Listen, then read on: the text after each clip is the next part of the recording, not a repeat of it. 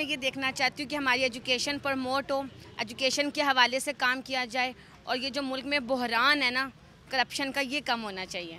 2017 तो मेरे ख्याल में हमारे मुसलमानों के लिए, पाकिस्तान के लिए बहुत सारे बहरान थे, पर अगला 2018 उम्मीद करती हूँ कि मुसलमानों के लिए अच्छा साबित होगा और पाकिस्तान में तरक्की होंगी। अमन तो पहले होना चाहिए, पीस इज़ एट फर्स्ट, मतलब सबसे ज़्यादा प्रायोरिटी पीस की होनी चाहिए। अमन है तो फिर ही तरक्की कर सकते हैं ममालिक। मुल्क में अमन व अमान होना चाहिए। जैसे कि ये देखें ना, क्रिसमस से पहले बॉम्ब ब्लास्ट हो गया, ये नहीं होना। दहशतगर्दी कम से कम ख़त्म होनी चाहिए। प्लीज़ आपस में अमन व अमान से रहें, कॉम्प्रोमाइज़ किया करें, तो तभी सुलह सलूक से हम रह सकते हैं, वरना तो हंगामा ही है। अमन हो, ठीक है।